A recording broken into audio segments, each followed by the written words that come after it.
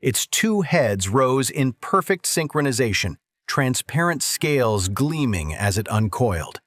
For a moment it seemed confused, as if not understanding what had awakened it. Then it noticed the egg's absence. The roar that followed made the assassin instinctively back away. The hydra rose completely, its two heads moving in search patterns, while the crystallized mana in its scales began pulsing with contained power. Ren's mind screamed at him to run.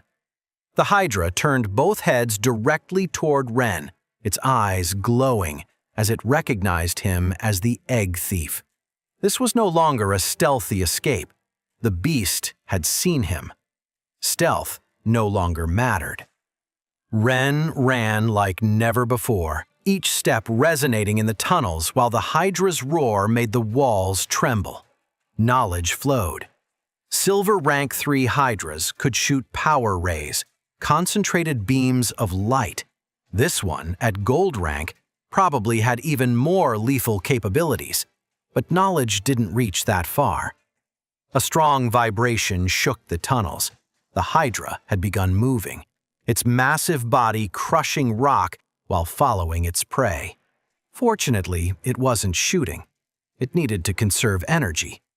With its feeding from that small vein, each use of power meant minutes of recovery. Ren calculated while running that it would need to feed after 30 minutes of intense activity with so little mana. The first obstacle appeared. The natural bridge he had crossed before. The structure trembled with each impact of the hydra digging behind. Ren didn't even hesitate. He used the momentum from running to jump and grab the thread, the eggs bouncing on his back as he landed on the other side. A group of deep worms emerged from a side tunnel, their massive bodies momentarily blocking the path. At the hydra's next roar, the beasts writhed in panic harder and fled in the opposite direction, crushing each other in their rush to escape. The deep assassin passed by him like a shadow, but didn't even stop to look at him. The beast ran on pure survival instinct, its prey forgotten before a much greater threat. Behind, the sound of rock being pulverized echoed in the tunnels. The hydra wasn't bothering to follow the passages. It was creating its own direct path toward Ren. Ren ran down the now cleared path, following his steps. The potion's effects were beginning to fade, and Ren could feel energy accumulating in his system. His legs burned with the effort of climbing, each step heavier than the last. The living tunnel he had seen earlier now blocked the path, its body occupying the entire gallery. Ren stopped abruptly, trapped between the beetle and the approaching hydra. Ren wanted to scream in frustration, but it would be dangerous if the beetle confused him with a bug for a moment and stomped on him. So he had to position himself and strike hard with his feet in a unique rhythm of the living tunnel species that suggests danger. But Ren was light, so the vibration didn't convey enough urgency. The beast turned slowly. The sound of pulverized rock approached. One of the hydra's heads appeared in the tunnel, its scales gleaming threateningly. The beetle finally sensed the danger and began turning quickly, but it was too late. The hydra was too close. Ren could see mana concentrating in its throat. It was considering using a ray. The living tunnel moved faster to back away, creating a small opening. Ren lunged for the space, but his foot slipped. He fell to his knees just as the hydra fired. The ray passed over his head, impacting the living tunnel. The beast collapsed, split in two, its shell smoking. The hydra paused for a moment, its breathing heavier. That attack had cost valuable energy. Maybe it had lost about 10 minutes of energy. Ren crawled to the other side of the tunnel through the small gap, then got up and continued running. The hydra roared in frustration, but didn't fire again. Instead, it approached the fallen living tunnel and began devouring it, recovering some of the spent energy. Each head could consume one of the huge beetle halves in an instant. Ren thought that would give it about 5 more minutes of energy. It could do that all the way up, consuming beasts to maintain the pursuit. At 275 meters, the air was more breathable, but the mana was still dense. Another group of worms emerged from a side tunnel. The beasts froze upon sensing Ren, but the sound of the approaching hydra sent them into panic. Ren was trapped in the middle of the fleeing worms. Their massive bodies pushed him against the walls while they writhed desperately. The hydra's roar resonated closer.